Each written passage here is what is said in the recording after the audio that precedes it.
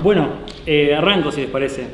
Me parece bien así va en ascendo, porque la verdad que yo me siento muy honrado de estar acá con Daniel. Él es una persona consagrada en el mundo de las ciencias sociales, yo un pequeño novato, así que bueno, gracias por compartir conmigo. Eso, los chicos del SOS me invitaron a hablar un poco de mi tesis de maestría, que la hice sobre la dictadura siendo economista. La verdad que preparando la charla, y sobre todo a la luz de las preguntas, cambié varias cosas. De mi tesis vamos a ver alguna cosita nomás, pero todo lo que digo creo que lo aprendí también en el proceso. Un poco habla de mi tesis y mi proceso de tesis y otro poco no. Bueno, a mí me gustaría el primer bloque entonces sobre objetivos y consecuencias de la dictadura o del proceso de organización nacional. A mí esto me gustaría enmarcarlo en lo que yo voy a llamar, yo y otros autores, ¿no? El fracaso argentino. Lo quiero enmarcar así en una visión histórica a largo plazo porque la dictadura tuvo un proyecto histórico que tiene sus antecedentes y sus continuidades. Y entonces, para no encerrarlo tan en sí mismo, ¿qué es esto del fracaso argentino? Bueno, vieron que los argentinos tenemos, creo yo, como pueblo, incorporado en nuestra subjetividad una idea de que estamos para más. ¿No? Muchas veces siento que aparece esa sensación de que podríamos haber sido algo que no fuimos. Hay una cita de Tulio Alperindongui, un consagrado historiador, que creía que esto era una boludez. Decía, la frustración frente al fracaso de un destino de grandeza puede ser consecuencia, antes que de ese fracaso, de la decisión inicial de que en efecto existía ese destino de grandeza. Eso, y después dice algo así como, bueno, eso de los historiadores la verdad que no nos importa. Y lo dice así porque el historiador es cierto que es un bicho que en general está poco interesado en los contrafactuales. Ellos se cuentan la historia como es.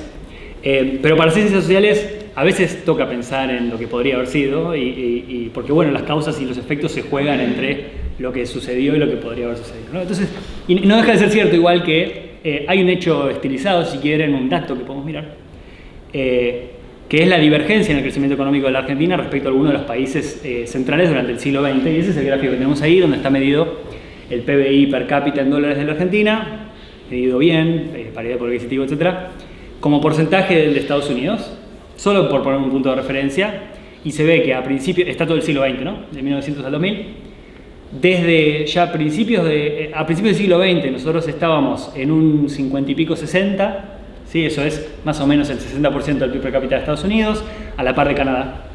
Y cerramos el siglo XX más en torno al 30, nos alejamos de Estados Unidos, pero además nos alejamos de Canadá y de los otros países que estaban más o menos por ahí a principios del siglo XX.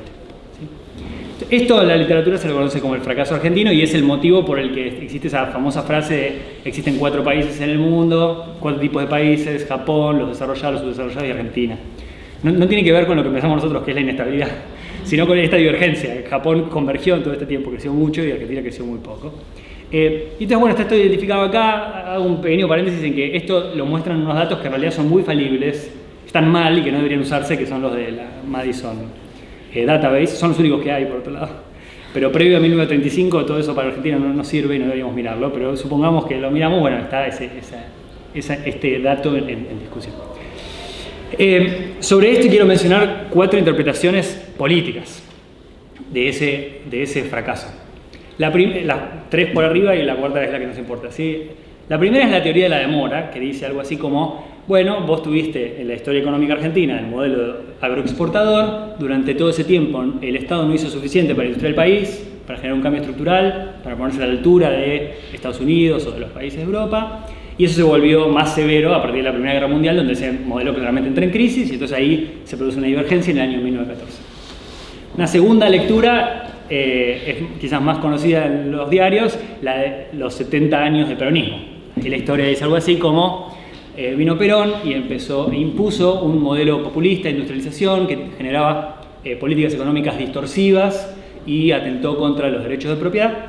Y entonces, producto de esas políticas, se afectó la inversión y por eso dejamos de crecer y estos 70 años son lo que genera la divergencia. Hay una tercera, que es quizás la más cercana al campo popular, que habla de un modelo de valorización financiera, que sería una tercera etapa después de la industrialización por sustitución de importaciones, que empieza en el 76 y que está causada por la dictadura, hasta incluso diría adrede, y en ese periodo es en que se genera la debacle de la Argentina. Y por último, la que creo yo es más interesante, por lo menos para lo que queremos discutir, es la de los 100 años de decadencia. ¿Sí? Esta dice algo así, dice, mira, en realidad estos 100 años ya quedaron viejos, serían 110 o algo así. En 1912 se produjo una tragedia que fue que la oligarquía terrateniente que gobernaba el país cedió ante las presiones de los sectores populares, anarquistas y socialistas para abrir las elecciones a la totalidad de la sociedad. Se creía en ese momento, en realidad se universalizó el voto masculino con la ley Saspeña, esto en 1912. Y en 1916 aparece el primer gobierno popular democrático, que es el de Irigoyen, y ahí es donde empieza el populismo y la decadencia. ¿Sí? Lo importante de esta visión es que hay un desplazamiento de el populismo como un gobierno, es el Estado el que, en figuras como Perón, causa una decadencia, a la sociedad en su conjunto. En esta visión ya no es Irigoyen tampoco el problema, sino el hecho de que se le haya dado salida a esa sociedad que no se banca las instituciones liberales, la división de poderes, el modelo de desarrollo excluyente del modelo agroexportador.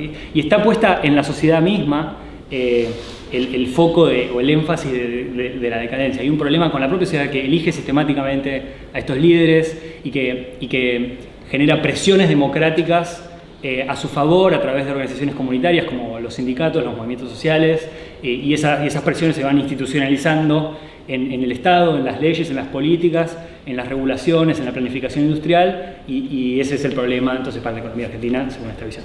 ¿Sí? Bueno, larga introducción, en realidad el punto es, bueno, esta es la visión que tenía la dictadura. ¿Sí?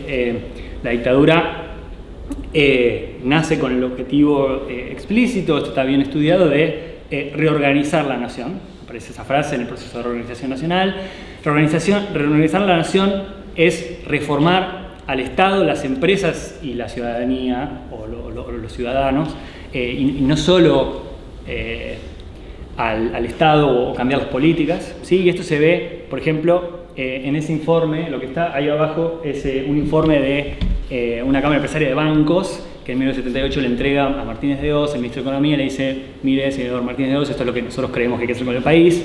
Él era un representante de clase de ese sector financiero, entonces tenían un buen diálogo, y hay una frase en ese informe que dice, sí, la República Liberal, que en realidad fundó la grandeza nacional, murió con la ley Saspeña. La misma visión está plasmada en ese libro de Ricardo Sin, La Segunda Fundación de la República. No sé si llega a ver que hay como un soldado romano, tiene como un casco.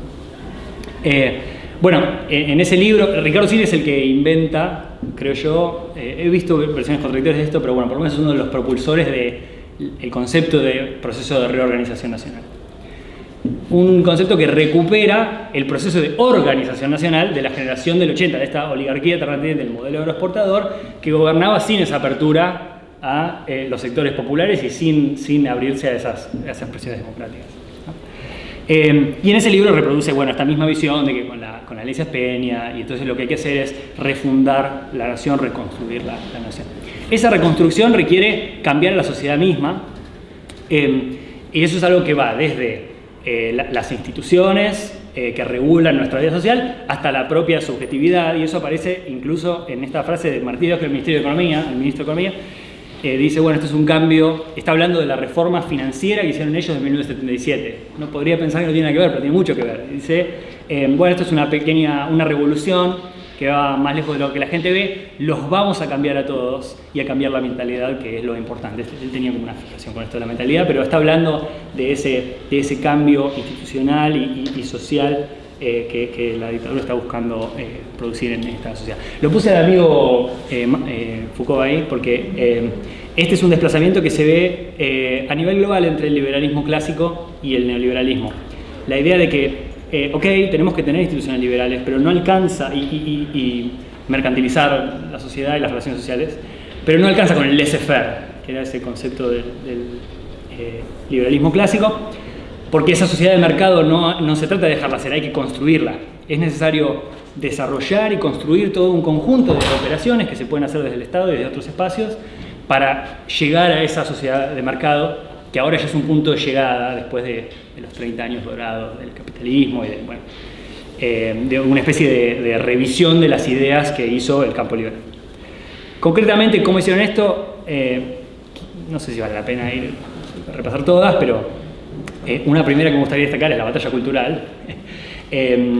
Martínez de Oz tenía esta idea, él decía, yo lo que hago es explicar. Él se juntaba, tenía reuniones del más alto nivel político con los militares, a quienes los intentaba convencer de que este camino liberal que él proponía era la salida, pero también hacía cadenas nacionales, etc.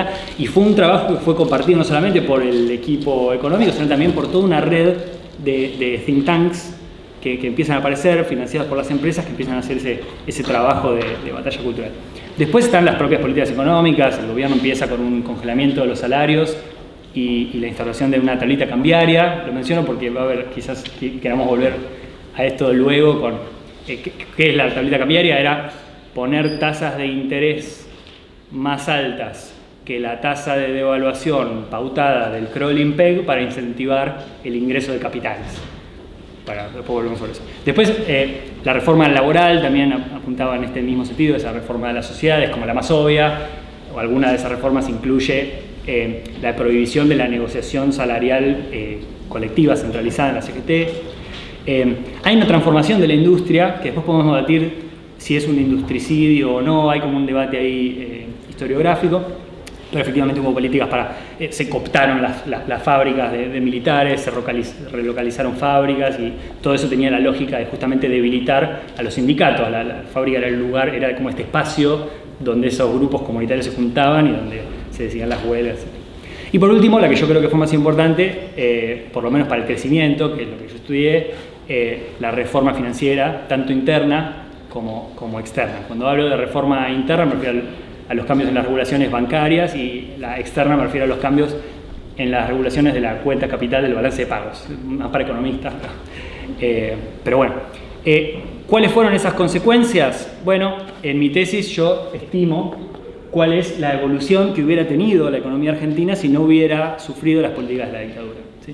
No voy a gastar mi precioso tiempo, que encima ya se me agotó, en convencerlos de que esto está bien. Pueden leer mi tesis, tiene 90 páginas de convencimiento de que está bien.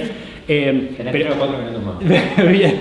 Pero sí quiero que nos llevemos dos. Se tiene la línea punteada finita que va más para arriba, es lo que podría haber sido, y la llena es la evolución observada del crecimiento, ¿no? Del PIB de la economía argentina per cápita.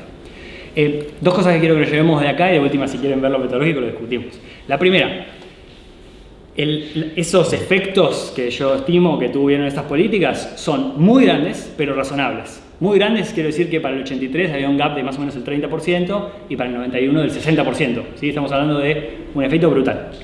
Pero digo razonables porque no es una cosa astronómica, y para ganarle un poco de verosimilitud a las estimaciones, el país tendría que haber crecido una tasa del 1,4-1,9% por año en ese periodo, que es una tasa bastante razonable, y que es la tasa a la que crecieron Australia, Brasil, México, Uruguay en ese mismo periodo. Entonces no es nada tampoco tan loco. Y lo otro que quería notar es que vean cómo, si mis estimaciones están bien, la divergencia se produce efectivamente en el 76 y no antes, ¿no? Desde el 40, antes de Perón, hasta el 76, no hay una divergencia. Simplemente crecimos al mismo ritmo que esa estimación contrafáctica que yo hago, que no es más que es un promedio de países de la región. ¿Sí? Es un promedio de países. Para atrás, si yo lo extendiera para atrás, se vería exactamente lo mismo desde el año 1900 con los datos de Madison incluso.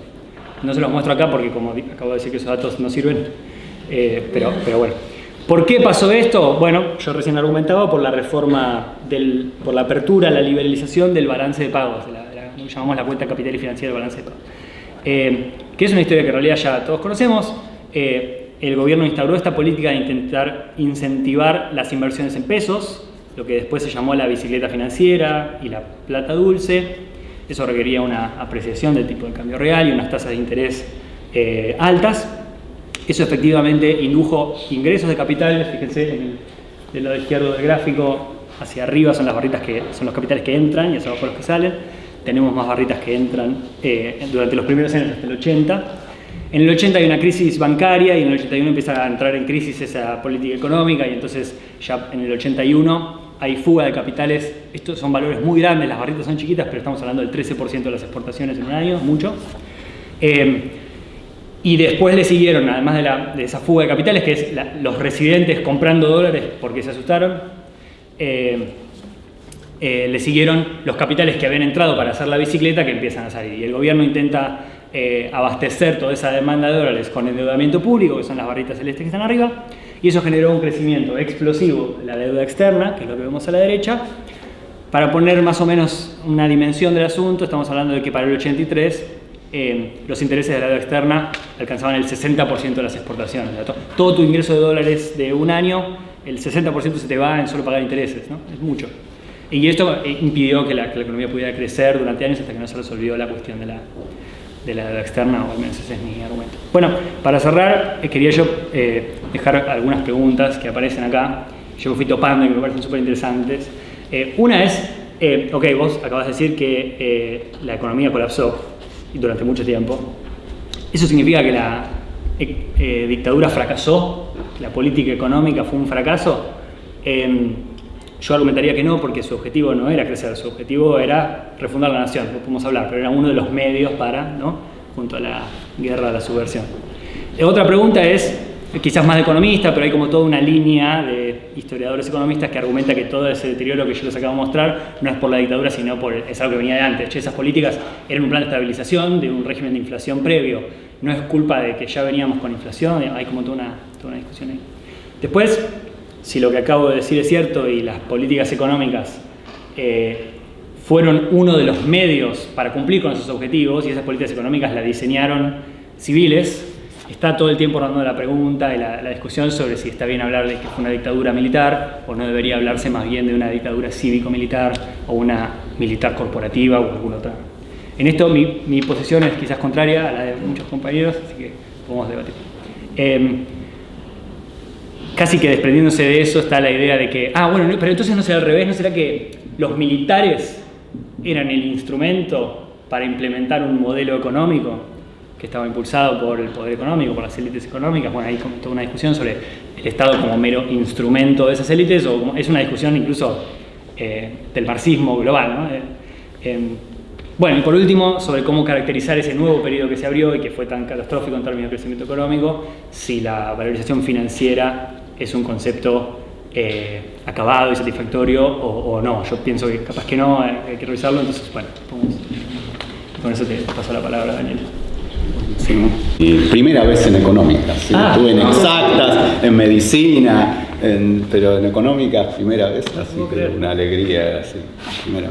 Y después un poco, bueno, siguiendo voy a entrar por otro lado, pero para ir a lugares similares en relación a la misma pregunta, que es por ahí poner entre pregunta algunas cuestiones, y que sobre todo es interesante hacerlo acá, ¿no? Porque partiendo de esta cuestión que vos lo decías al final, Valen, de lo del fracaso, ¿sí? Eso supone que hay una sola manera de hacer las cosas, de que el problema es si las hacemos bien o las hacemos mal.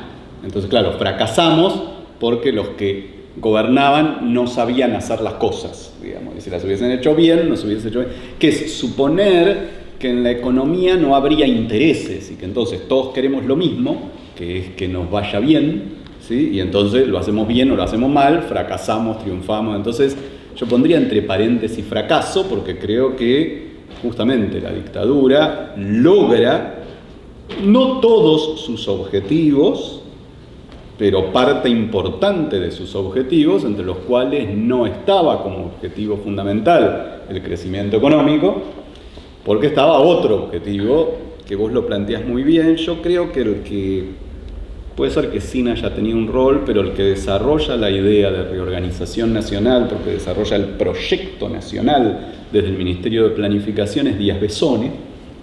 Sí que es un militar entrenado dentro de la lógica de la doctrina de seguridad nacional, pero con enorme lucidez, ¿sí? Donde efectivamente lo que hay es una idea de refundación nacional.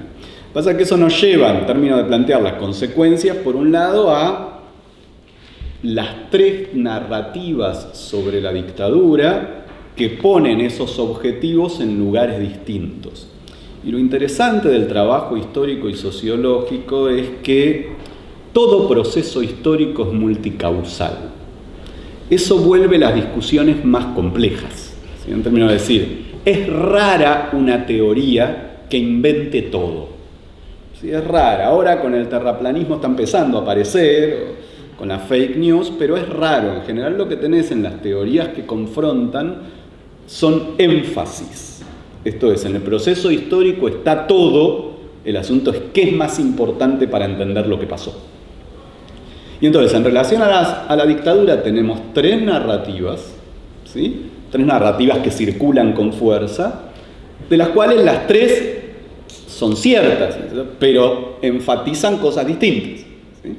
Tenemos la narrativa más hegemónica, que la vemos aparecer con distintos colores políticos, pero la narrativa es la misma, que es, en Argentina hubo un intento de proceso revolucionario y una reacción contrarrevolucionaria, llamémosla, o, si querés, en la visión de los propios militares o de sus sectores afines, una defensa de la patria ante la amenaza del enemigo internacional, subversivo, como lo queramos llamar. Esa narrativa pone el eje en el surgimiento de las organizaciones insurgentes, ¿sí? Estamos hablando fines de los años 60. Tenemos una segunda narrativa que va a poner el eje un poco más atrás y va a decir, la dictadura es el intento de cerrar un empate hegemónico que no se logra resolver, ¿sí? Cuyo punto inicial va a ser el golpe del 55, esto es, que creen que pueden resolver expulsando al peronismo del poder y que sin embargo perciben hacia los años 70 que esto no va a ser viable, ¿sí? Y entonces que para transformar ese empate hegemónico se requiere un nivel mucho más alto de terror y que por eso se requiere un proceso genocida. Y después tenemos una tercera que se remonta más atrás en el tiempo todavía, que fue bastante popular en los años 80 en Argentina, pero que ahora va perdiendo fuerza, quizás con la película 1985, quien diga no reemerge, digamos, pero que era, en realidad nos tenemos que ir más atrás para pensar el rol de los militares en su intervención en la política. Esto es, el inicio no estaría ni en los 60 ni en los 50, sino en el 30, con el primer golpe militar. Se vincula esta narrativa que decís, un primer gobierno popular, un golpe militar que genera la intervención de los militares en la política, y desde ese momento esa irrupción permanente de los militares en la política atraviesa las posibilidades de desarrollo argentino, y desde ese lugar es como que incide en la imposibilidad de que Argentina políticamente logre su propio desarrollo sociopolítico. Ahora, lo interesante que le decía es esto: ninguna de las tres es falsa. Las tres cosas en algún punto son ciertas. La pregunta es cuál es más importante para entender la dictadura, ¿sí? Y yo creo que ahí hay una potencia mucho mayor en la segunda que en las otras dos, ¿sí? ¿Por qué? Primero, porque el carácter de la dictadura del 76 es absolutamente diferencial que todas las otras dictaduras, con lo cual homogeneizar la intervención política de los militares tiene el riesgo de no ver un proyecto refundacional como diferente de todas las otras intervenciones, que eran intentos de dirimir una relación de fuerza donde entro, trato de sacar al que está y vuelvo a construir las condiciones a ver si ahora entienden y lo hacemos un poco mejor, ¿sí? Y el 76 va a ser la convicción de no entienden, hay que hacer otra cosa, ¿sí? Esto no alcanza con la intervención militar.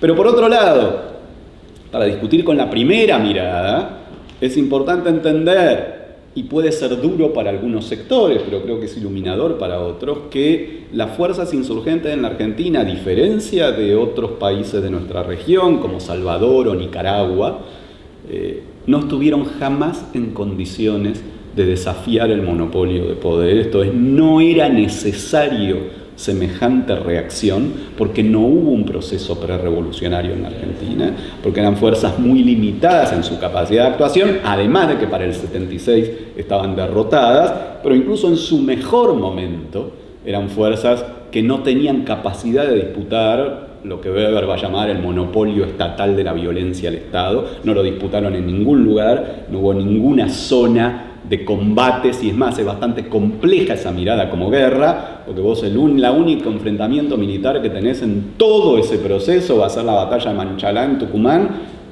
que es raro calificarlo como batalla, porque no es exactamente una batalla, no tenés en ningún momento dos fuerzas militares confrontando, ¿sí? Mientras que la segunda va al eje de lo que era la pregunta, y que Valentín desarrollaba un poco en su mirada económica, que es: necesito transformar las condiciones de ese empate hegemónico, porque para construir un nuevo patrón de acumulación, la relación de fuerzas, el modo en que se organiza socialmente la sociedad argentina no lo permitía. Y entonces acá nos sirve mucho un concepto que ha sido muy poco trabajado incluso en las ciencias sociales, porque es, a mi modo de ver, uno de los sociólogos más lúcidos, pero que escribió un libro en dictadura y después se dedicó al arte, fue el letrista de Virus, ¿sí? Que es Roberto Jacobi, pero que tiene un concepto realmente muy potente, que es el concepto de pluspoder, donde él hace una crítica a Marx, ¿sí? Donde va a decir: el problema de pensar la distribución, la lucha por la distribución del ingreso solo en términos de plusvalor, es que ignora las condiciones de transformación de ese plusvalor, que no salen de la lógica económica, sino que salen de en qué condiciones políticas yo puedo negociar, ¿sí? Y eso se construye a través de que primero es necesario crear pluspoder, esto es transformar la capacidad de dominación de los cuerpos para que eso incida en la disputa por el ingreso. Y esto es lo que, a mi modo de ver, viene a ser, es lo más importante, entre todas las otras cosas que son ciertas, ¿sí? Lo más importante que viene a hacer la dictadura es a transformar esas condiciones. Que es cierto, y por eso es interesante lo que decías, el discurso de los 70 años o el de los 110, hablando hoy, porque están hablando de lo mismo. El tema es dónde lo sitúan, si el problema empezó con el anarquismo a comienzo del siglo XX, o el problema empezó con el peronismo en los años 40, pero lo que está claro en las dos miradas es que el problema es el mismo, ¿sí? Que el problema es la organización de los sectores populares en la Argentina, ¿sí? Y sus organizaciones, su capacidad de dar una disputa por el ingreso, pero también es las formas de construir su propia identidad. Y con esto cierro este primer bloque, me quedarán 5, 4, ahí ando, sí, más o menos. Que lo captura muy bien, esto es muy interesante, un cientista político, que además fue profundamente antiperonista, podríamos decir, y esto es interesante, ¿no? Porque profundamente antiperonista y de una lucidez interesantísima, así como que esto es rico para pensar cómo se articulan los procesos de conocimiento, que es Guillermo O'Donnell, que es uno de los que capturó mejor esta lógica identitaria del peronismo. Digo, es interesante que sea antiperonista porque lo que él lee es el peronismo, pero lo lee de una manera muy inteligente en una comparación con Brasil, ¿sí? Donde él va a decir: el peronismo logró construir una dignidad popular que afectaba las relaciones de poder, ¿sí? Y lo daba con una metáfora preciosa que él decía: la jerarquía en Brasil se construye con una frase, ¿sí? que ubica al subordinado en su lugar, que es: usted sabe con quién está hablando. ¿Sí?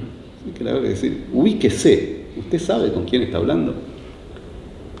Y que la respuesta del peronismo, dice O'Donnell, eso es interesante que lo vea él, es: a mí qué mierda me importa, ¿no? Y que esto dice la construcción de la dignidad popular, ¿no? Esta cuestión de decir: yo como trabajador tengo el derecho a enfrentarme a la jerarquía y decir: a mí no me importa, que entonces discutamos si es justo o no mi salario. Es interesante verlo porque esto no es un planteo revolucionario. El peronismo no fue revolucionario. El peronismo buscaba impedir el desarrollo revolucionario. Esta era su gracia política en su diálogo con los sectores dominantes, ¿sí? En términos de decir que es el discurso de Perón en la Bolsa de Comercio, ¿no? Esto es, ustedes tienen dos posibilidades: o renuncian al 30% de sus ganancias y mantenemos la paz social, y yo soy el administrador, y si no, yo me corro y arréglense con lo que se viene en el mundo y en el país, años 40, ¿sí? Y eso le va a cerrar a los sectores dominantes argentinos en los 40 y ya no le va a cerrar en otro contexto que es el 55, y esto es un poco lo que explica todo un proceso que va a llevar a la dictadura, porque van a ser 20 años de intentar resolverlo sin un genocidio, y eso sí va a ser un fracaso, porque fracaso es cuando tus objetivos no se logran, ¿sí? Esto es después de un conjunto de proscripciones, ¿sí? Vas a tener la apertura electoral, que además va a pasar una y otra vez, y vas a tener que, va a volver a triunfar la fuerza que vos querés desterrar de la sociedad, ¿sí?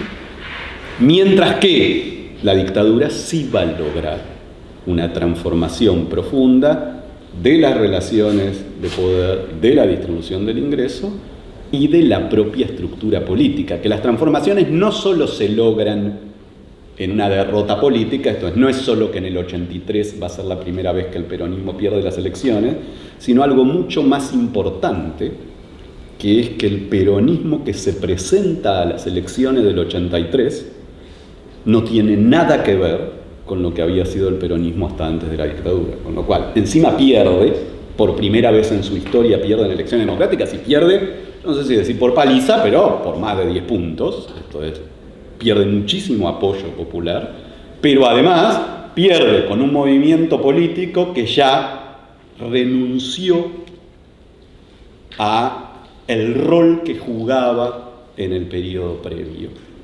Y en ese sentido creo que no hay ningún fracaso de la dictadura.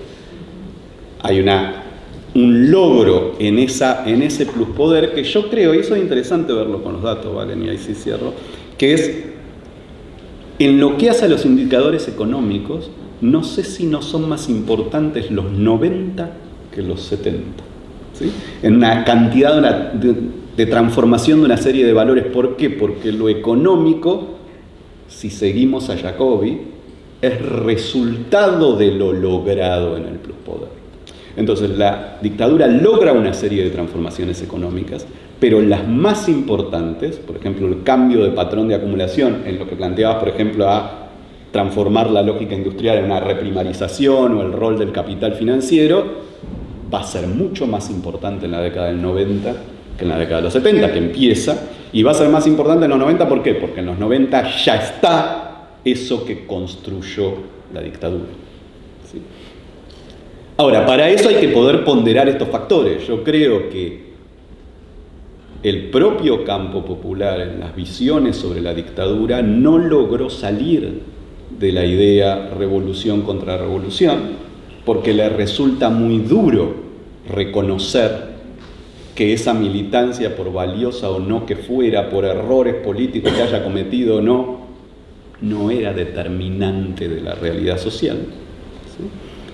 Y por otro lado, cuando hizo la conexión con lo económico, lo hizo de un modo muy automático que no contemplaba la lógica del pluspoder, como si el Estado fuera capaz de manejar todas las herramientas.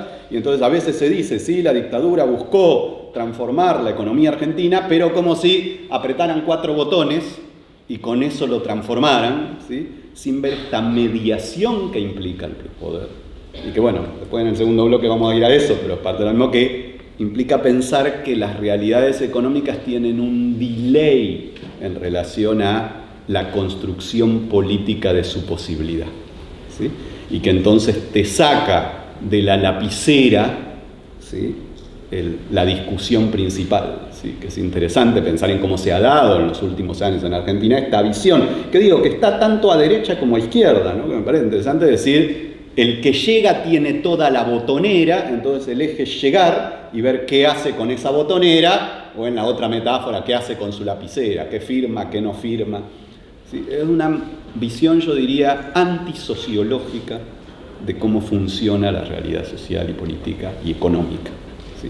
En la cual no es cierto que nadie tenga ninguna botonera, o en todo caso la botonera que tiene son botones que se fueron armando los últimos meses, de que hay un montón de botones que los apretás y no pasa nada, ¿sí? O sea, vos decís, aprieto el botón, y que esto uno lo ve, ¿sí? Digo, un intento de decisión de, bueno, voy a transformar el sistema de precios porque digo que no pueden, no sé qué, o digo que ahora impido la circulación de divisas. Bueno, la pregunta es, ¿qué podés en relación a la construcción de relaciones que tenés? Pero bueno, vamos a dejar ahí. La pregunta que lleva Ariston es, teniendo en cuenta que en los 80 fue una década perdida en toda la región, pero en ningún país como en Argentina, ¿aparece como una posibilidad polémica pensar que sociedades más disciplinadas y sin resistencia obrera política, como en Argentina, recibieron menos saña y a la larga menos consecuencias perjuiciosas? Y también habíamos pensado, desde cuando organizamos la charla, encarar ahora por qué hablamos de genocidio e industricidio y en qué se relacionaron. Me vas a tener que repetir la segunda porque ya me olvidé, pero estaba pensando en la primera. Ok, si entiendo un poco, la duda es ¿qué nos separa a nosotros de otros países de la región o de otros países del mundo en los 80? Y en particular la cuestión de la hazaña de la represión. Si la represión fue más feroz acá que en Chile, yo no me animaría a decir, pero porque no lo sé. Seguramente Daniel tenga mucho más para decir eso que yo, por decir algo, ¿no? Yo creo que si de lo que estamos hablando es del desempeño de la economía, la diferencia es esta que les marcaba yo en cómo tomar, qué políticas económicas decidieron y en particular qué políticas económicas decidieron respecto al sector externo de la economía, entendiendo que, bueno, hay como toda una tradición económica a la cual yo suscribo que afirma que las principales restricciones a la economía argentina vienen por su vinculación con el resto del mundo, esto es la restricción externa, la externa, etc., y no tanto por otras cosas que otros economistas señalan como el déficit fiscal, la emisión monetaria, etc. Entonces yo creo que si lo que estamos hablando de crecimiento, en particular, esa cuestión, pero tiene un trasfondo político que es, ellos hicieron esas políticas porque estaban convencidos de ese proyecto liberalizador, liberal, que ahí sí, eso sí es algo que distingue definitivamente a nuestra dictadura de otras dictaduras de la región, en particular de la brasileña, que es como el país más parecido a nuestro en la región, ¿no? Con su base industrial, bueno. La dictadura brasileña tuvo un tinte más desarrollista, como habían tenido todas las dictaduras argentinas previas. Más que menos, digamos, estamos hablando de un periodo de la historia universal donde en la periferia reinaban enfoques industrializantes y en el centro el estado de bienestar. Entonces, eso fue común a casi todos los países y el nuestro fue de los pioneros en adoptar lo que después pasamos a llamar el neoliberalismo, que incluía algunos cambios en el enfoque de la política económica, uno de los cuales requería desregular, por ejemplo, la cuenta capital. ¿Eso lo hicieron, fue a propósito que causaron el declive económico? No. Definitivamente no era un objetivo prioritario y en la política las prioridades son todo. Entonces, yo coincido con lo que decías. No se puede hablar de que el crecimiento fuera, obviamente, si vos le preguntás al ministro de Economía, ¿querés que crezca la economía? Sí, te va a decir. Pero no, definitivamente no estaba en el GP. Y entonces yo lo veo así. Tuvimos una dictadura que, a diferencia de otras, fue neoliberal a su modo, incipiente, original en algún sentido, caso de testigo junto a Chile, pero bueno, Chile tenía otras características, no tan comparables quizás con Argentina, en la parte más económica, y entonces eso lo llevó a esa liberalización tan fuerte y entonces se generó esa crisis externa fenomenal, que a mí me interesaría hilarlo con algo que aprovecho ya para preguntarte, mirá. Que es que hay una tensión, que es, yo creo que coincide mi mirada con la tuya en que la dictadura operó sobre todo sobre algo que no es necesariamente la economía, ¿no? Que lo más importante es el haber aplacado esa irreverencia en la sociedad argentina, que está plasmado en su objetivo de la lucha contra la subversión. Esa subversión no es la guerrilla, tampoco ni siquiera el peronismo, es alguna otra, algo más transversal. Y sin embargo ellos veían al programa económico como uno de los dos grandes medios para esa transformación, ¿no? La guerra contra la subversión, la represión, el terrorismo de Estado, y por otro lado las políticas económicas como un medio para llevar adelante, a instaurar ese neoliberalismo, diría yo, esa nueva sociedad que se limita a no disputar el modelo de desarrollo y etcétera, etcétera. Y sin embargo no me resulta a mí del todo claro cuál de esas políticas que usaron fue la más efectiva para eso. O si fue más bien que el éxito en aplacar ese espíritu estuvo más asociado a la represión. Si yo tengo que pensar en una de las políticas, pienso en justamente esta, la que generó que la economía no pudiera crecer, porque eso impedía cualquier aspiración democrática, digamos. Satisfacer cualquier demanda se volvió imposible en un marco de completa inestabilidad, de caos total. Entonces, esa fue quizás la más efectiva para aplacar esas demandas democráticas, pero a la vez esa fue la menos intencional de todas. Fue producto de esta ideología, pero no fue adrede pensada, al menos no en sus canales, de la forma en que sucedió, no fue pensada para llegar a ese objetivo. Bueno, aprovecho para hilar con... Te leo la pregunta anterior, así articular si creen dentro. Sí. ¿Por qué hablamos de genocidio y nitricidio y en qué se relacionaron? Bueno, creo que está un poco en lo que mencionaba, ¿no? Sí, la parte de la industria, yo hablaba de que hay como una controversia, mínimo, hay como una controversia respecto al rol de la industria, porque hay un colega, de hecho de la casa, Lucas Terranova, que está dedicando un poco su trabajo a la ideología de Martínez de Oz, y él, un poco disputando a la historiografía previa, plantea, ojo que este tipo no era anti-industria en su concepción. Tenía como una visión de qué industria tenía que tener la Argentina en este nuevo contexto internacional que se abría, que sabemos que era muy desafiante para la industria. El ascenso de China, hubo una nueva división internacional de trabajo, había un montón de cosas que complicaban y él tenía como una visión de cómo se tenía que transformar la industria. Después eso, bueno, si se llevó a cabo o no, hasta qué punto, yo creo que definitivamente primó esta lógica anti-industria, fábrica como espacio comunitario, de algún modo, de fortalecimiento de los sindicatos. Entonces hubo políticas, relocalizar las fábricas, poner a militares a dirigirlas, etcétera. Yo creo que eso quizás fue más importante que la desindustrialización, que vino después y fue casi sin querer, en el sentido de que fue producto de la brutal apreciación cambiaria y la apertura comercial, que fueron políticas que estaban pensadas para otra cosa, no para combatir, no es que abrieron la economía para combatir los sindicatos. La lógica de abrir la economía fue posterior y tenía que ver con el proceso de desinflación. Lo mismo con la tablita. Entonces, bueno, lo dejo ahí. Está buenísimo. Primero voy a la primera, que es bien corta, porque efectivamente sí está la pregunta es si las sociedades más disciplinadas recibieron menos saña. Yo no sé si diría saña, diría claramente magnitud.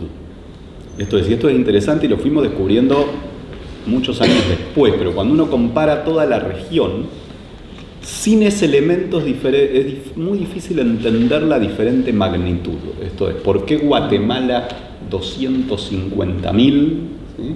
versus estas decenas de miles, sobre todo cuando uno incluye los torturados, que uno podría decir Argentina, Chile, ¿sí? ¿Por qué sigue? No solo son decenas e incluso un par de centenares de miles Colombia, sino continúa, ¿sí? Versus Uruguay o Brasil, que estás hablando de centenares, ¿sí? Incluso si incluís a los torturados, pues, algunos pocos miles. Entonces vos decís, lo trabajás con el tamaño de su población, no tiene sentido. Lo trabajás con la fuerza de su insurgencia revolucionaria, llamémosle, o armada, de izquierda, tampoco tiene sentido, porque no es que la UNRG guatemalteca tenía tanta más capacidad que el MIR chileno o las organizaciones argentinas. Ahora, lo que sí está, y por eso me parece que era interesante la pregunta, es que esos lazos sociales que había que destruir cuanto más consolidados estuvieran y más antiguos fueran y más calaran en la población, mayor magnitud de destrucción se requería. Entonces, por eso América Central tiene los niveles que tiene, y en particular Guatemala, aunque también El Salvador, también otras experiencias de América Central, porque la articulación de la lógica comunitaria indígena ahí era una herramienta que se hibridó, se cruzó con las organizaciones populares y le dio una potencia que era inimaginable en países donde eso no había ocurrido. Después tenés experiencias de 40, 50 años de construcción, que son la Argentina, o 30, la Argentina, la chilena, y después tenés sociedades, que era un poco la pregunta, ¿no? Más disciplinadas, esto es que nunca logran ese nivel de organización de los sectores populares y que por lo tanto no requieren de esa magnitud. O uno podría incluso mirar más al norte y decir, en Estados Unidos ese proceso de disciplinamiento se da en el mismo momento, sin un genocidio, sin una dictadura, se da a través del macartismo, pero entonces es el mismo tipo de práctica, pero sin amenazar la vida. Para eso tenés que tener una sociedad que no tenga mucho desarrollo de eso, o sea, que sea mucho más individualista y en la cual la amenaza de quitarte el laburo produce el mismo efecto de terror que en otros países necesitas un campo de concentración. Y entonces la lógica, digo, porque el diseño del sistema de poder es muy parecido. Esta idea de busco la delación, busco quebrar lazos de confianza, pero toda la amenaza es no vas a poder laburar en ningún lugar, vas a estar en la lista negra y con eso alcanzó. Mientras que en otras sociedades con esto no alcanzaba, y en otras como Guatemala ni con los campos de concentración te va a alcanzar, entonces va a tener que barrer aldeas enteras, porque la lógica es decir, nosotros no nos vamos a subordinar a esa lógica de funcionamiento. Entonces en esa pregunta diría sí, efectivamente, si reemplazamos saña, que es más complicado, por eso tiene más que ver con el sadismo, pero más bien por magnitud, ¿sí? Efectivamente sí. Cuanto más disciplinada, menor magnitud. ¿Sí? ¿Por qué? Porque no era necesario el objetivo y generalmente a veces pasa que hay niveles de irracionalidad del poder, pero no es lo más común porque es antieconómico, ¿sí? Invertir toda una cantidad de medios para algo que ya está. Ahora, en relación a lo otro, digo, por eso digo que en parte comparto tu respuesta, estaba de... Yo distinguiría lo que es el análisis del genocidio, que es una mirada interesante porque, más allá de que se construyó en la propia sociedad argentina, se construyó de un modo muy paso a paso, muy interesante, con idas y vueltas, pero esta idea de que lo que ocurrió afectó al conjunto de la población, eso es lo que está detrás del concepto de genocidio, que no está en terrorismo de Estado, que no está en crímenes de lesa humanidad, que no está en ningún otro concepto, que es esta idea que jurídicamente se formuló como la destrucción parcial del grupo nacional argentino, pero que en el fondo, más allá de la formulación jurídica, lo que está diciendo es el terror aplicado por la dictadura nos transformó a todos, no solo a los que pasaron por los campos de concentración, ¿sí? Porque buscaba afectar nuestras acciones y es más, a través de la transmisión generacional, afectar las acciones de quienes no estaban vivos en ese momento, ¿sí? Lo de industricidio, por eso comparto tu mirada, es un poco más complicado, digamos, ¿no? Porque implicaría una intención de destruir el funcionamiento industrial que yo tampoco veo tanto como lógica implícita. Es cierto que fue un resultado, pero no es lo mismo que haya sido un resultado, que haya sido parte del objetivo, como sí lo era reorganizar la nación. Reorganizar la nación a tal punto era parte del objetivo, y eso fue muy importante en los juicios a los responsables, que es formulado en los propios documentos de la dictadura, ¿sí? Con absoluta claridad, ¿sí? Que es, nosotros buscamos transformar la moral y el modo de relación social de los argentinos, que va mucho más allá de que haya organizaciones armadas, de que incluso de un plan económico, ¿sí? Es algo que es muy profundo y que determina todo lo demás. pero está formulado así en el Proyecto Nacional de Díaz Lezone, está formulado así en el propio nombre de la dictadura, Proceso de Reorganización Nacional, y que se piensa, hay un libro de Vignone muy interesante con esta metáfora que vos decías de somos el equivalente a quienes fundaron la nación. Sí, es interesante que Vignone se identifica, fíjense qué interesante, ¿no?, con los más jacobinos de quienes fundaron la nación. Él se siente heredero de Castelli, ¿sí?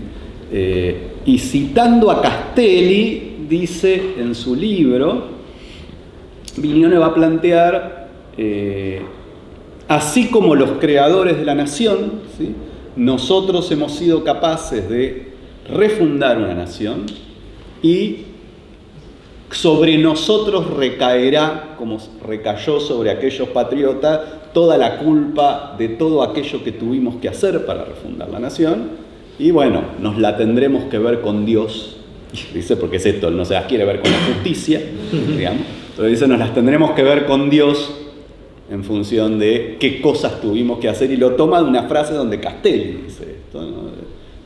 Nos la tendremos que ver con Dios, cómo reformulamos, cómo se evalúa lo que tuvimos que hacer, pero les legamos esta nación, dice Castelli, y Vignone repite, ¿no? O sea, les legamos esta nueva Argentina. Ahora, era interesante tu pregunta también de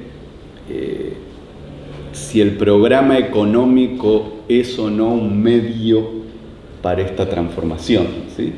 Y creo que en alguna medida sí, pero en el sentido que vos decías, no desde una lógica conspirativa, ¿sí? En el sentido que, como les decía, los hechos sociales, los hechos históricos son multicausales, y entonces lo que pasa en la dictadura argentina, y sí muestra algún nivel, ahí sí podríamos decir, de fracaso, en ese caso es que tampoco logra terminar de saldar las disputas, no solo adentro del bloque de poder, sino adentro de los propios militares. Entonces es cierto que van a ser hegemonizados por el sector liberal, pero con menos homogeneidad que en Chile, donde esto es absolutamente orgánico, y van a tener sectores, ni que hablar la Armada con Macera, pero incluso sectores dentro del propio ejército, Menéndez, que no acuerdan con ese plan. Es más, que están en distintos momentos conspirando para hacer un golpe dentro del golpe para sacar a Martínez de Oz, esto de donde el acuerdo es el plan político, que es esta necesidad de disciplinar a los sectores populares a través del terror, en eso hay acuerdo de todos, pero no el plan económico. ¿Sí? Esto es, ¿hacia dónde va a llevar ese disciplinamiento? En el caso es mucho más desarrollista, aun cuando es un desarrollismo de la mano de terminar con el empate hegemónico en la disputa por el ingreso. Entonces digo, es importante poner esto sobre la mesa porque es esto, muchas veces se caen estas visiones, podríamos decir, teleológicas o conspirativas, que en realidad ya sabían todo lo que iban a hacer antes y todo lo que hicieron estuvo designado en función de un plan. Y es eso, en un proceso histórico vos tenés sectores distintos que confrontan, direcciones que se van tomando, y en el caso argentino mucha autonomía y descentralización.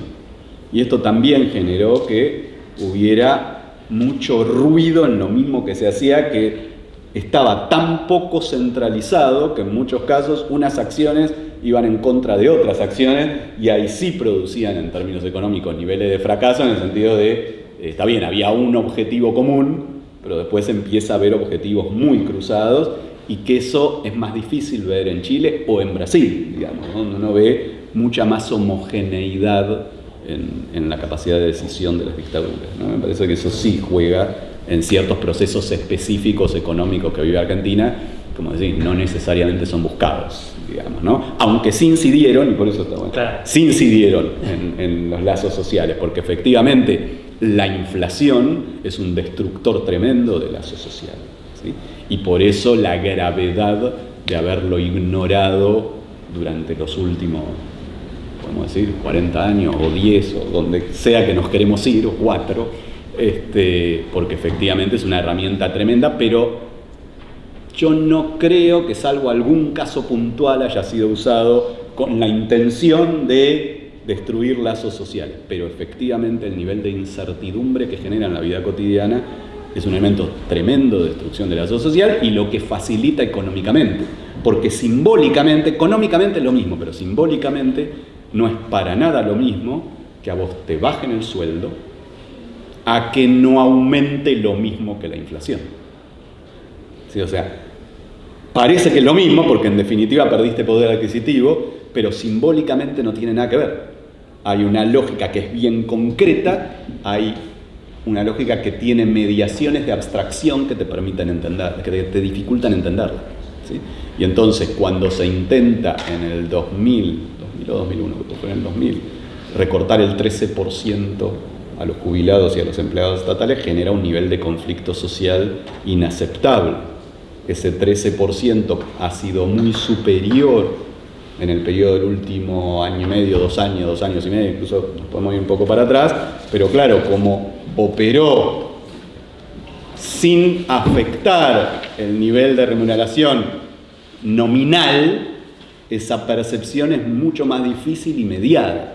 ¿Sí? Que es, en realidad el salario nominal aumentó, descendió porque aumentó muchísimo menos que la inflación. Parece que entender estos efectos simbólicos es fundamental, porque si no uno se queda con esto, con una mirada muy, muy conspirativa de cómo funciona el fenómeno, el proceso histórico, que es infinitamente más complejo. Que les mandamos también: ¿qué continuidades, diferencias y experiencias de la dictadura encontramos en la actualidad en el plano económico? La construcción de memoria sobre el proceso económico-social de la dictadura y sus representaciones sociales pudieron o han condicionado la aplicación de modelos a posteriori. ¿Cómo? Yo me gustaría empezar no por Milei, yo creo que ustedes sugerieron un poco, sino por un cambio que yo veo en la mirada que tiene la derecha política más en general, pienso. Y la voy a inscribir un poco en los términos conceptuales que lo venía trayendo, pero este es Macri en 2019 y en 2022. En 2019 decía, bueno, en 3 años no se puede salir una fiesta de 70 años del peronismo, ¿no? 3 años después, ya después de su gobierno, lo vemos a él mismo diciendo que la Argentina fue uno de los lugares donde arrancó el populismo, primero con Irigoyen y después con Perón y Evita. En los términos que yo lo ponía antes de las cuatro narrativas históricas, hay claramente un cambio, pero lo que yo creo que hay detrás de este cambio de fecha es un cambio en lo que vos llamaste cuál es el problema. Yo creo que hay, después, bueno, donde cada uno pone la fecha se puede discutir, pero creo que en particular en este cambio de Macri, de Mauricio Macri, hay un cambio más sustantivo que la fecha, que es la propuesta de que, claro, el problema no es el peronismo y los peronistas, o podría decir el kirchnerismo, que era una lógica muy de la grieta, una cosa que ya quedó como vieja, parece, de la grieta y la noche. Sí, el problema es la sociedad, ¿no? Entonces yo creo que cuando muchas veces, no siempre, ¿no?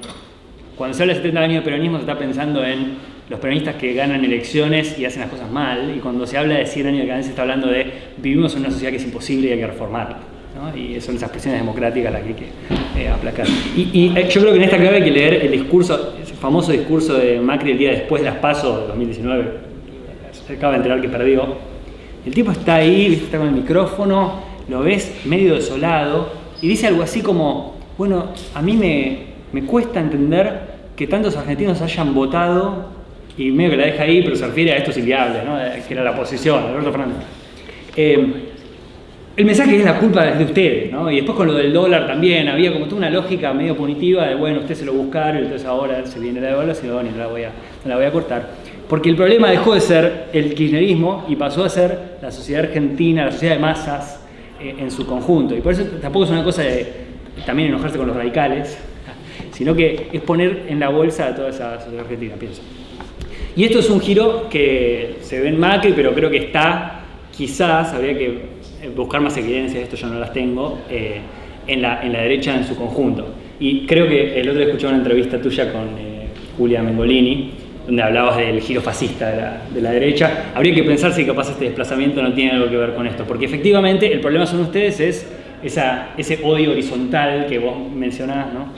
Entonces, bueno, hay que pensarlo como en términos más generales. Ya yendo más propiamente al gobierno, la narrativa de los 100 años de decadencia es la narrativa del gobierno, sin duda alguna.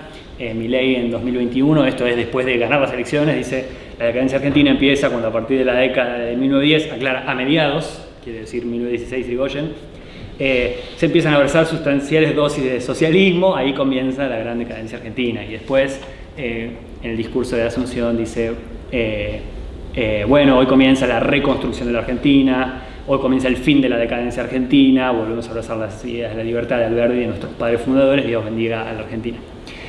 No está solo Milei, están también otros integrantes del gobierno. Arriba de lo que hay es un tuit, que no sé si se ve, pero bueno, un tuit de Caputo, Santiago, que hace énfasis en, bueno, no entienden el concepto de la república, vamos a reconstruir la nación, está de vuelta esa idea. Y encima ellos, que son así tan amigos de Estados Unidos, desde el punto de vista político, tienen como toda esta narrativa simbolizada a partir de, es como que hacen una especie de simbiosis, una asimilación con los símbolos de los Estados Unidos, ¿no? Que claro, es un país donde sus padres fundadores, eso es founding fathers en inglés, digamos, que es una figura ya, nosotros es medio raro, eso no les decimos así, próceres. Los padres fundadores hicieron la revolución de independencia burguesa, pusieron una constitución, esa constitución es la misma hasta el día de hoy y tienen un sistema fuertemente republicano, ¿no? Funciona muy distinto a Estados Unidos que funciona hoy y sobrevive todavía ese individualismo al que ellos aspiran, que mencionábamos antes incluso con ese mismo caso. Y entonces, Dios bendiga a la Argentina es God bless America también, y el símbolo de la Casa Rosada es el de la Casa Blanca, ¿no? Hay como una asociación ahí, me parece que creo que valía la pena señalar. Otros puntos, otras continuidades, sí, está bien. Las políticas económicas. Ahí tenemos la apreciación cambiaria y a la derecha la bicicleta financiera, tasas de interés muy arriba de la devaluación. No importa los datos, ¿no? Pero el punto es que yo se los mencioné antes a propósito. Bueno, ¿cuál fue el plan de estabilización de la dictadura? Bueno, consistía en armar un esquema para fomentar el ingreso de capitales y la bicicleta financiera. Eso es exactamente lo que está haciendo el gobierno y lo que le marca el paso. Cuando le va bien es porque esto está funcionando bien, y cuando esa bicicleta deja de funcionar del todo bien, como pasó hace una semana, al gobierno le va mal en términos económicos, ¿no? Porque es un modelo muy parecido. Pero eso, qué sé yo, no deja de ser una decisión de política económica medio técnica. El programa económico tiene también puntos en contacto. Esos son, esto se lo robé creo que a vos, Mati, los 12 puntos del programa de Martínez de Oz. Él hace en un momento una cadena nacional donde explica todos los méritos de su programa y todos los avances que han logrado en términos de reformas que ellos querían hacer, ¿no? En la mayoría dice la palabra libertad y en los otros son eliminación de controles, ¿no? Eliminación de controles de precios cambiarios, liberación del comercio exterior, libertad de exportación e importación, eliminación de subsidios, libertad de contratación de los salarios, etcétera, etcétera, ¿sí? Si ustedes la leen una por una van a decir, esto lo podría decir el presidente, seguro. Pero además hay una correspondencia bastante uno a uno con los 10 puntos que le propuso el Ejecutivo a los gobernadores para el Pacto de Mayo. Eran 10 puntos y bueno, ahí como que se los agrupé. Están todos medio ahí, los únicos que hay nuevos son una educación inicial, primaria y secundaria útil y moderna y la rediscusión de la coparticipación. Las cosas que metió para sobornar a los gobernadores. Bueno, nada parecido. Y después, creciendo en los grados de abstracción, creo que no hay que perder de vista, o creo que nos falta discutir con mayor énfasis el modelo de democracia, el tipo de democracia que está pensando el gobierno. Creo que es importante también en esta discusión sobre qué permanece y qué no. Hay una ruptura muy clara, que es que este gobierno llegó a las elecciones a través de las urnas, ¿no? Y eso es indiscutible. Uno puede tener dudas respecto a qué pasaría, ¿no? Porque es fácil estar a favor de las elecciones cuando las ganás y es distinto cuando las perdés. Uno puede decir, bueno, ¿qué pasa? ¿No? Pero dejemos eso de lado porque es muy especulativo. Lo que sí, democracia no es solamente ir a elecciones, ¿no? Yo creo que inscriptos en esta narrativa, en esta teoría de cuáles son los problemas de la nación argentina y en este intento de reconstrucción de la nación, hay un vaciamiento de la democracia una restricción hacia solamente lo que son las elecciones, solamente votar, ¿no?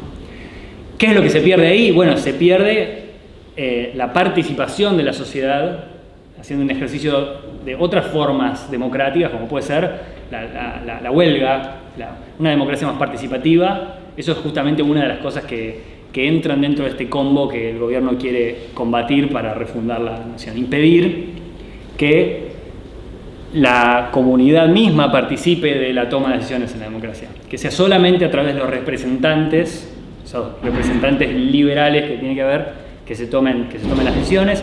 Y ahí habla de hecho de consolidar la división de poderes, darle más poder al Congreso. Están pensando en un modelo más como el de Estados Unidos, donde el Congreso está absolutamente cooptado por el poder económico, ¿no? El lobby de hecho es legal y las empresas van y financian a los senadores que les parece. Bueno. ¿Cómo se ve este intento del gobierno de alcanzar una democracia donde no se produzca esa disputa, donde no florezcan esas demandas democráticas? Bueno, la represión es muy claro. Llegan el primer día, lo que hacen es sacar un decreto que dice, bueno, vamos a reprimir, si te juntás de a 3, te gaseo. Pero hay un intento como más general de mercantilizar las relaciones sociales. Vieron que en el discurso de Milei todo es un mercado, todo debe ser un mercado y hay que llevarlo hacia ahí, y pusieron un ministerio que se dedica a eso. Bueno, eso también es que las decisiones capilarmente en la economía las tome impersonalmente un mercado y no de alguna otra manera, ¿no? Todas estas formas de comunidad atentan contra la mercantilización de esos espacios. El RIGI es otro ejemplo. El régimen de incentivo a las grandes inversiones es uno de los artículos que salió en la ley Bases, que lo que establece es garantías legales e institucionales a la explotación, a las grandes inversiones, a la explotación de recursos naturales básicamente. Entonces se le garantiza a las empresas transnacionales o a los grandes grupos económicos que entren en ese régimen ciertos derechos que incluyen la no violabilidad de la propiedad privada, bajos impuestos, etcétera, etcétera. Bueno, eso de vuelta es una forma en que un pedazo de democracia, un pedazo de la sociedad se aísla de la democracia. Ahora, incluso si hay una mayoría social, un consenso de que la redistribución del ingreso, por ejemplo, tiene que cambiar y que entonces hay que cobrarle mayores impuestos a esas empresas, bueno, este régimen lo impide para siempre. Por supuesto que para siempre no, bueno, es a 30 años. Siempre se puede incumplir la ley, pero bueno, el poder está en el medio del poder judicial, ¿no? Como que el objetivo de esa medida es complicar que esas presiones democráticas se traduzcan en cambios, ¿no? en el modelo de desarrollo. Es importante. Y metí uno último que el gobierno por ahora lo está dejando de lado porque necesita coordinación entre el Banco Central y el Ministerio de Economía. Es muy economistas esto, disculpen, pero a mí me parece importante, que es la cuestión de la independencia del Banco Central. Lo menciono porque el neoliberalismo triunfó en toda la región en implantar la independencia del Banco Central, salvo quizás Bolivia y Venezuela. Bueno, pero todos los casos de éxito que tiene el neoliberalismo en la región tienen un apartado que es, bueno, independencia del Banco Central. ¿Qué es eso? Es que las decisiones económicas las tome un conjunto de tecnócratas que no estén sujetos a la voluntad popular.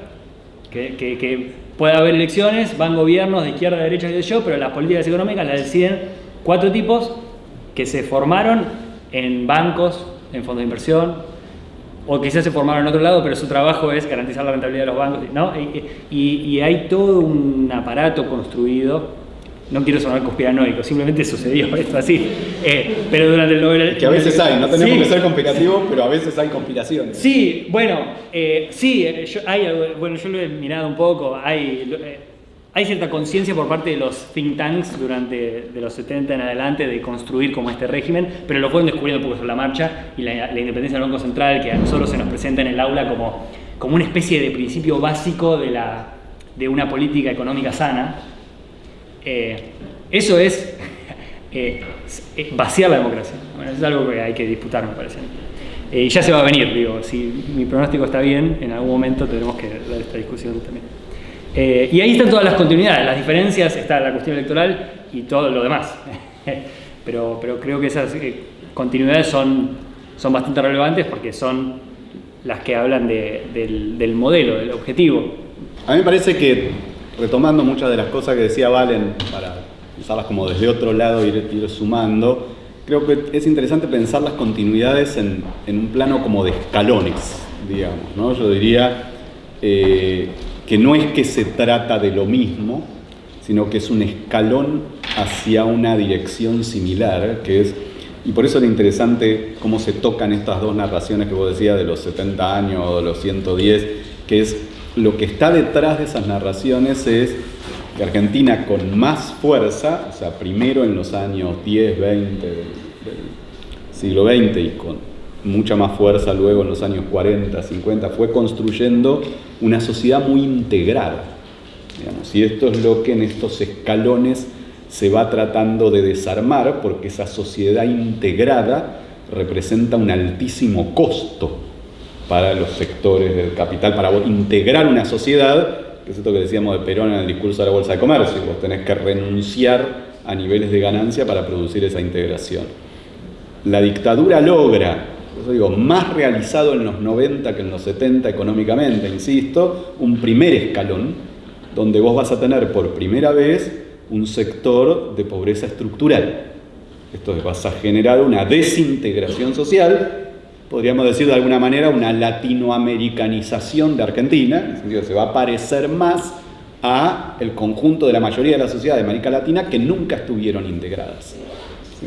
Esto es, porque esa integración da cuenta de algo que se construyó como una característica valorada de la sociedad argentina, que son sus sectores medios, y que también opera en lo representacional, que es que todos nos sentimos parte de la clase media. Eso está estudiado en la sociología, es muy interesante, lo amplia que es la autopercepción de clase media, digamos, ¿no? En todo caso clase media baja, en todo caso, pero todo el mundo quiere ser clase media, incluso sectores muy acomodados que también se consideran clase media, ¿sí? Yo diría que el momento actual es un intento, y por eso es interesante que lo plantees un poco más atrás, porque no es que va a empezar hoy, ni va a empezar con este gobierno, un intento de pegar un nuevo salto en esa lógica de desintegración social.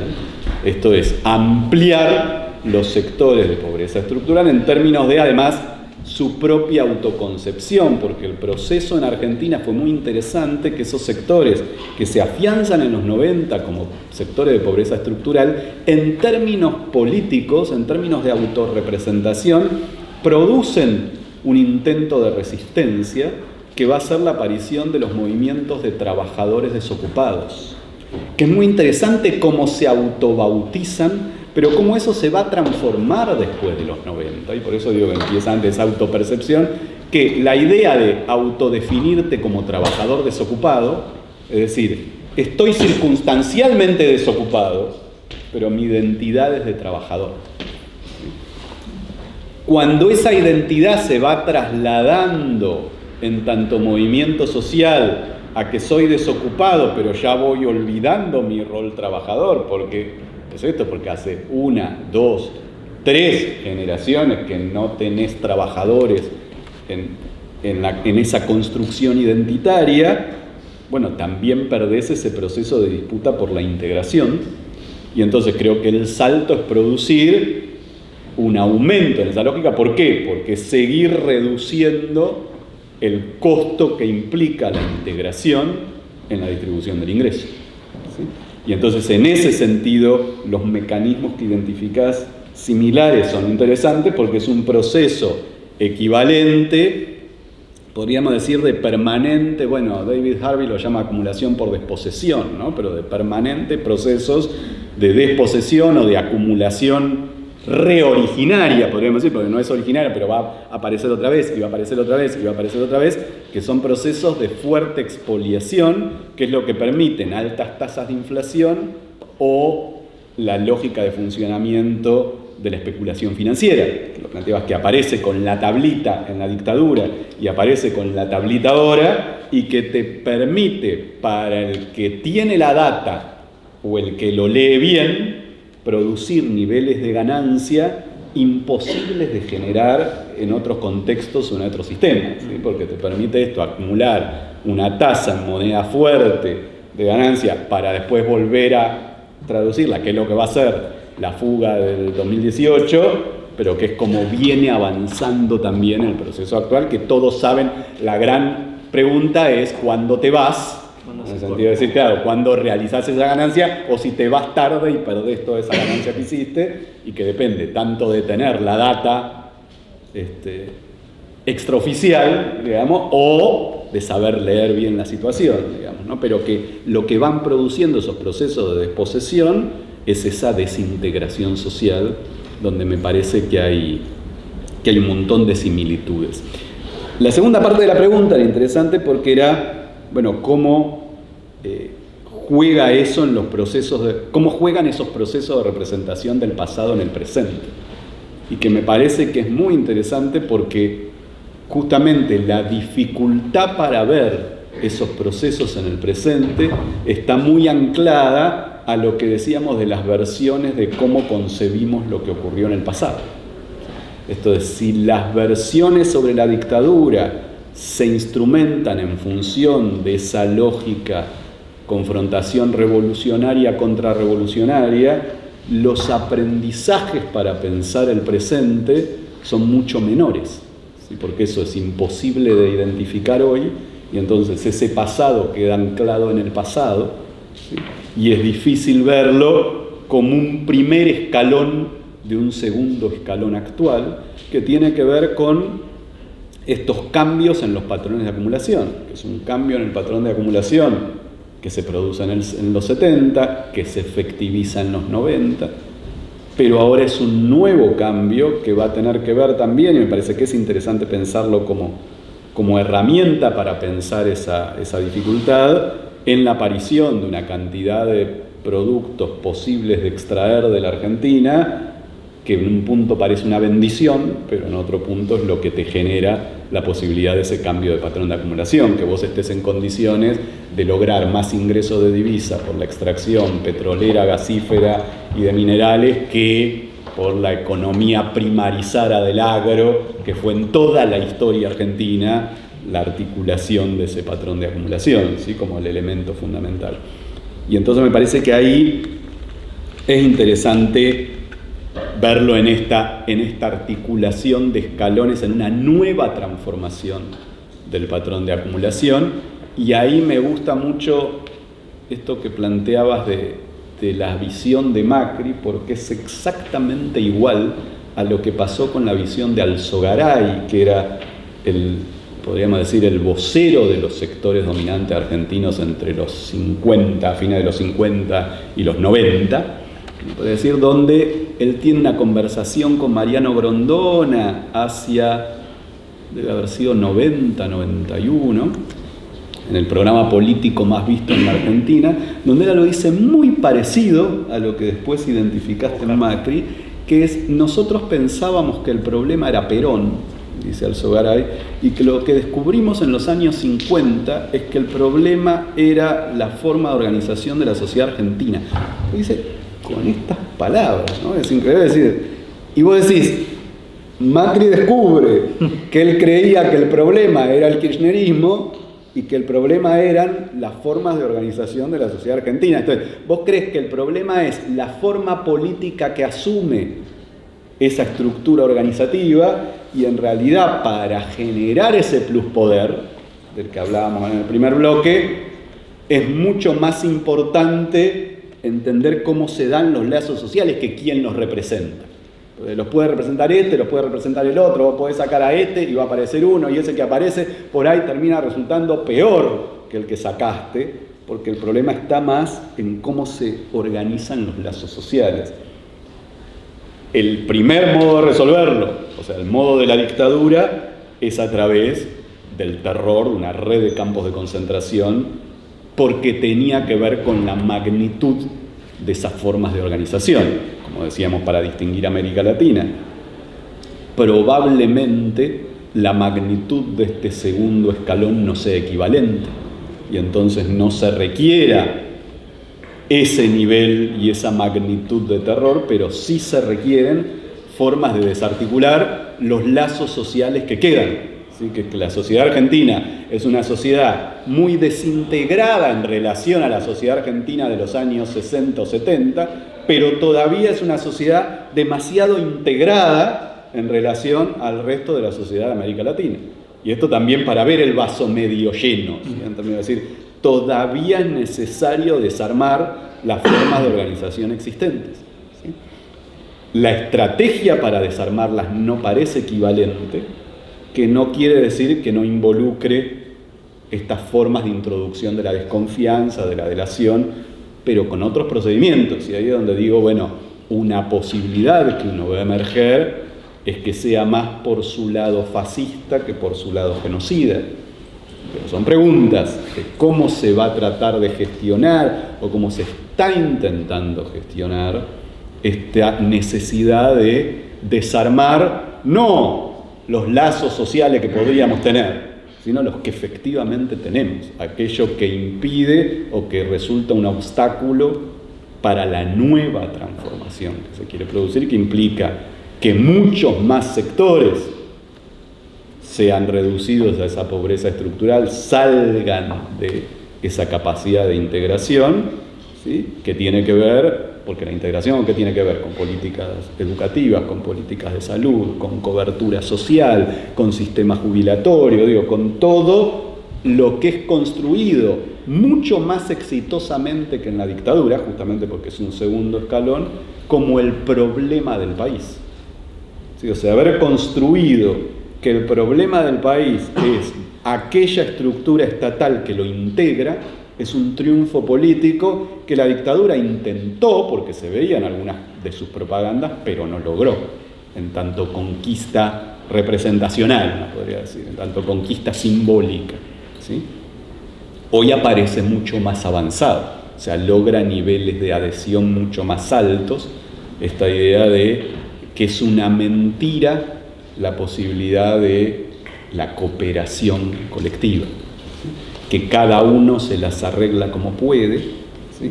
Y que la sociedad más justa es aquella donde nos dejan que cada uno se las arregle como puede. Entonces ese segundo escalón en un punto es menos tremendo en la magnitud del tipo de daño que quiere producir en términos materiales, pero es infinitamente más profundo en una dimensión ético-política, ¿sí? Porque ya va al corazón de nuestra constitución identitaria, ¿sí? Logrando altos niveles de adhesión a una postura que ya es más filosófica que económica, ¿sí? Que es decir, la mejor forma de estar en el mundo es solo, arreglándomela solo. Esa es la idea, que me saquen el pie de la carga estatal en no dejarme desarrollar. ¿Qué es esto? El problema es el impuesto, ¿no? Y esto es muy interesante, que a mí hay una declaración que me resultó muy llamativa, en su momento fue importante, pero como nos pasan las cosas, ¿no? Se nos van acumulando y después nos olvidamos, y fue hace poco, que eran las declaraciones de la persona que intentó asesinar a la vicepresidenta de la Nación, cuando dice, para nosotros era importante ver si podíamos terminar, porque terminar con Cristina era terminar en esa lógica simbólica, ¿no? Terminar con todo un modelo que era la tremenda carga impositiva, que nos saquen los impuestos de encima. Y era un tipo que laburaba en el plano informal, vendiendo cosas en la calle, digo, para ubicar, y sin embargo su problema, y yo creo que no es mentira, no es adoctrinamiento absurdo, hay una convicción profunda de que como vendedor callejero su mayor problema son los impuestos, ¿sí? Y digo, y es un tremendo triunfo político esto, que un tipo al cual los impuestos solo lo podrían favorecer, en el sentido que es una persona que en general no paga impuestos o paga muy poco impuesto, pero que podría recibir del impuesto algún nivel de asistencia, sea ese, no por ahí el comerciante, uno podría decir el comerciante legal, uno podría decir efectivamente está sometido y hay que discutir si esos impuestos son progresivos, si son regresivos, digo, porque hay un montón de cosas a plantear en ese sentido, como es la estructura impositiva argentina, montones de problemas reales que tiene en su implementación, pero eso lo sufre, por ejemplo, el comerciante legal, digamos, ¿no? ¿no? Un tipo que está vendiendo cosas en la calle, y por eso me parece interesante en ese sentido, ¿no? Cómo se ha logrado construir una visión con altos niveles de adhesión, ¿sí? En términos de, por eso digo, esta postura que es más filosófica que económica incluso, ¿no? De nuestro lugar en el mundo. ¿Es el gobierno o son algunos de sus integrantes fascistas? Lo dejamos para otra. ¿Debilitó al campo popular la institucionalización de los movimientos de derechos humanos? ¿Y qué enseñanzas claves en el plano político y económico creen que nos deja la militancia del campo popular, la última dictadura, para pensar el futuro? Me hace acordar recién un jefe mío que me decía, escuchalo a Milei, no habla de economía. Y tal cual, tipo de hablar de filosofía política, hizo toda la campaña diciendo que bueno, que los individuos contra el Estado, no sé qué, no habla de economía, el tipo cada tanto tiene alguna cosa, un dato medio loco. Y siempre muy acomodado a lo que necesita decir, ¿no? También me hace recordar a cuando dijiste algo de los recursos naturales, el discurso de Reidel,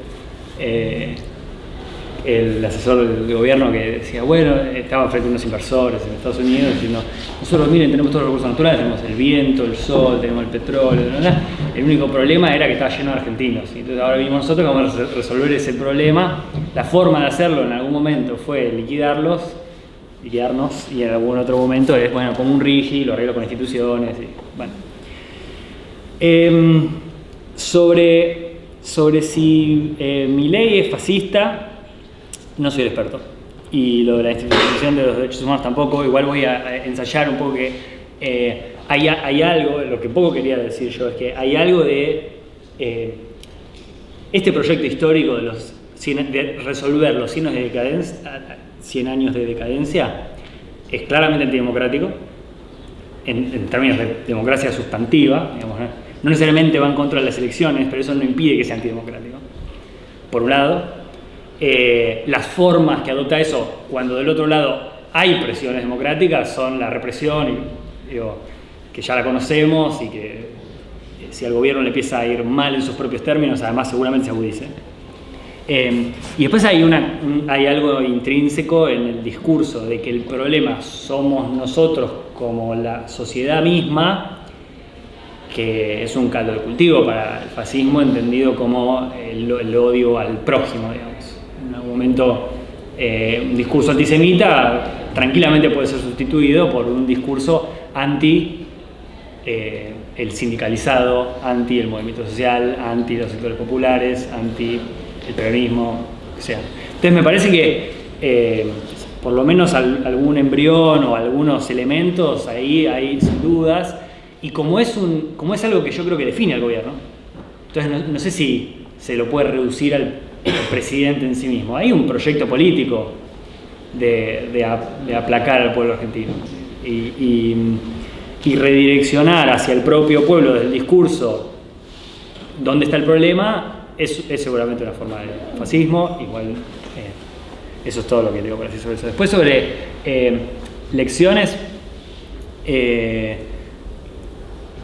recién me decías, bueno, simbólicamente es muy distinto que te bajen el salario nominal a que te suban los precios. Yo pensaba, bueno, también al alza es muy diferente que te suban el sueldo con los precios fijos a que te suban el sueldo más que la inflación, ¿no? Porque subjetivamente es complicado ir al supermercado y ver que los precios son otros, no saber cuánto cuestan las cosas, y además porque te hace pensar a futuro. Vos ves la inflación que sube, por más que te suban el salario más que la inflación, vos decís, esto está explotando. Entonces, subjetivamente también, por más que el aumento del salario real pueda ser el mismo, yo creo que eso es una lección más de los últimos tiempos, pero que me parece súper relevante.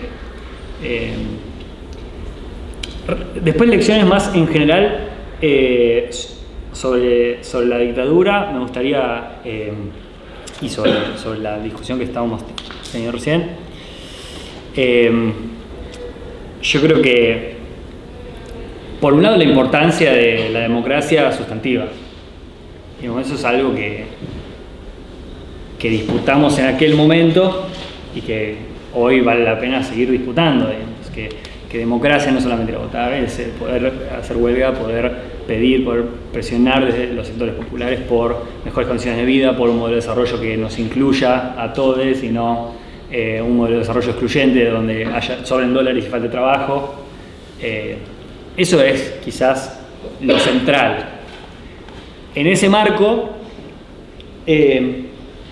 si lo que estamos pensando es en cómo es a lo largo de la historia esa dinámica de cambio institucional, porque estamos diciendo la dictadura vino y reemplazó un modelo de desarrollo por otro, de algún modo,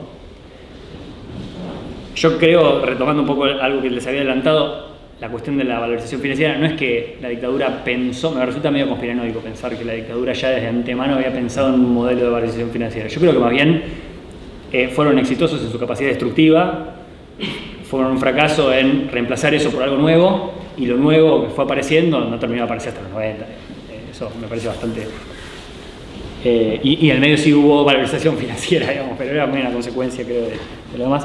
Pero entonces, quizás la lucha progresiva también hay que darla en términos de cambio institucional, y hay que ponerse a pensar en qué le cambiaríamos al sistema, qué le cambiaríamos a la nación. ¿Por qué no se puede, muy entre comillas, refundar la nación de otro modo que no sea autoritario, que no sea violento, que no sea fascista, pero además en un sentido popular, ¿no? Y eso requiere pensar leyes, requiere pensar qué cambiaríamos, una distinta inserción de los sectores populares en la política, una distinta relación entre sociedad y el Estado, y todo eso hay que pensarlo, hay que discutirlo. Y por momentos pareciera que solo lo discute Fiel o la Fundación Mediterránea, que tienen carpetas y carpetas así apiladas de las leyes que cambiarían, y cuando de repente viene una instrucción del gobierno y llega el primer día y tiene todo escrito, sabe lo que quiere hacer, saben para dónde quieren ir, y no importa la carpeta, lo que importa es el consenso, ¿no? Consenso político al interior del gobierno de que la dirección es tal o cual. Eso es una lección que aprendió la derecha de la experiencia de la dictadura, que no fue para nada homogénea, y que bien se podría aprender en un proyecto que fuera completamente antagónico a ese, me parece. Después había pensado alguna lección más para economistas. A esta altura, la discusión tan rica que surgió creo que ni vale la pena, pero bueno, voy a mencionar ciertas tensiones que puede haber, o cuál es la relación entre estabilización y esas reformas o proyectos más de largo plazo. Por momentos la dictadura hubo una clara tensión entre la estabilización y las reformas, y lo que hicieron fue priorizar las reformas, y por eso fracasó todo lo demás, digamos, pero el consenso era claro y se fue para ese lado. Y otras veces puede pasar al revés, que la estabilización sea un medio para darle sustentabilidad en el tiempo a un proceso político, ¿no? Por esto que decía yo antes, de que la gente no quiere vivir en una inestabilidad creciente. Entonces, eso es muy destructivo de la subjetividad, de la intención de voto y de los lazos sociales, de ese tejido social que era justamente lo que estábamos diciendo que queríamos preservar. Y por último, también una así más económica, liberalizar la cuenta capital en el medio de un régimen de alta inflación es un suicidio económico, digamos, no hay que hacerlo. Lo hizo la dictadura, fracasó, lo hizo Macri, fracasó, y este gobierno está por ver a ver si lo hace o no lo hace. Bueno, hacer eso es muy peligroso, y la última vez nos compró 15 años de deuda impagable, digamos. Eso es algo como muy para economistas, pero no podía dejar de mencionarlo. Para cerrar, creo que se desprendía muy claramente de lo último que está diciendo Daniel, que si la pregunta es por un horizonte político, ¿qué hay que hacer? Bueno, hay que revertir eso, hay que... No pasarán, digamos, reconstruir esos tejidos sociales, recuperar y defender esas instituciones que integran la sociedad, crear comunidad en los distintos espacios en los que cada uno de nosotros se encuentra. Y ustedes acaban de cambiar un poco de la agrupación, acaban de reorientar a el SOS en comunidad, a la FC en comunidades, ¿no? Sí. Bueno, me parece que es un primer paso excelente. Eso. Bien, a ver. Hago cortito. La primera no da para hoy. Fascismo, no fascismo, dejémosla para otro día. Sí diría, me parece que la pregunta de la institucionalización de los derechos humanos se vincula mucho con los aprendizajes, incluso si lo ponemos como ejemplo y lo mandamos a otros espacios, como por ejemplo también los movimientos sociales, o esto que yo decía de los trabajadores desocupados. En términos de decir, me parece que ahí hubo una pérdida de comprensión de cómo operan los procesos históricos y las fuerzas sociales en los procesos históricos, que sería de alguna manera un desaprendizaje. Entonces el aprendizaje sería recuperar esta noción de cómo juega, que es un gobierno está siempre sujeto a dos tipos de presiones fundamentales. Y las presiones de los sectores concentrados, que no se hacen ni en la calle ni en una marcha, sino a través de las presiones económicas, y las presiones de los sectores populares organizados a través de todas las formas que pueden llevar a cabo de presión. Para que eso tenga efectividad, esas organizaciones deben tener autonomía del Estado, porque si no, no sería una presión. ¿Sí? Cuando se confunde ese nivel y esa organización, sea del campo que sea, pasa a ser parte del Estado, el estar en los dos lados del mostrador, paradójicamente, le quita presión en los dos niveles, ¿sí? Le quita potencia en los dos niveles, ¿sí? Porque para disputar las otras presiones no se puede usar esa presión, porque decir eso no es presión, eso sos vos. Entonces, a medida que te presionás vos, digamos, que es esto que decía, lo que le permite, el que lo ve con mucha inteligencia durante muchos años, como dirigente político, es Perón, pero para el caso de Irigoyen también en su momento, es decir, esos sectores que se van organizando le sirven en su negociación con el poder para balancear las presiones de los sectores concentrados. Ahora, si sos vos, ya no es una presión, no es un escenario de balance. Entonces me parece que ahí hubo como un desaprendizaje importante, y un segundo desaprendizaje que se desprende de ese, que por ahí justo está acá Malena, que es quien siempre me lo planteó y lo vio primero con más claridad, es que hemos eliminado de la construcción de la memoria el proceso de los 80 y los 90. ¿Sí? Y entonces vamos a la dictadura, y fíjense que ahora también vamos a la dictadura para entender el hoy, vamos a la dictadura para entender el 2003, vamos a la dictadura para entender el 2025, pero siempre es los 70 con...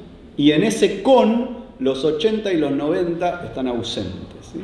Y ahí hay un problema serio también, que es que lo que viene después no se logra entender, porque falta entender ese proceso de organización que hoy yo diría que tiene más riqueza porque tiene muchos más paralelos con las posibilidades de organización en el presente, los 80 y los 90, que los 60 y los 70. Y entonces, si desconocemos cómo se intentó reconstruir al movimiento popular después del genocidio, el 2001 aparece explicado como una rebelión producto de que la gente no aguantó el sufrimiento y la crisis, y entonces esa rebelión produjo la transformación, la posibilidad de transformación política. Y entonces, aplicado al presente sería, bueno, si siguen haciendo sufrir mucho a la sociedad argentina, en algún momento se van a encontrar con un nuevo 2001. El problema es que como el 2001 no fue eso, esperar que eso vaya a ocurrir va a ser esperar inútilmente, ¿sí? Entonces me parece que un segundo, por eso más que aprendizajes uno podría decir desaprendizajes, pero que es importante también, porque tenemos que revertir, es que necesitamos interpelar esa historia. Interpelar esa historia en sus distintos niveles. Primero, en cómo se fue rearticulando con sus características el movimiento popular, pero también cómo los 90 fueron el momento de realización de las condiciones que se habían generado en términos de pluspoder en los 70, pero que en términos de la organización económica van a revelar su verdadera estructura recién en los años 90, porque como decíamos, ese proceso tiene un delay que es el mismo que vamos viendo ahora, ¿sí? Que es estos triunfos en cómo nos imaginamos a nosotros mismos facilitan transformaciones económicas que todavía no llegaron, ¿sí? Y que como están en disputa, bueno, este es el momento de plantear esa disputa, ¿sí? Si es posible o no revertir esa percepción de quiénes somos, de qué es lo mejor para nosotros, de si mejor nos arreglamos solos o si hay un rol que jugar en esa lógica, pero a su vez, ¿cómo se juega?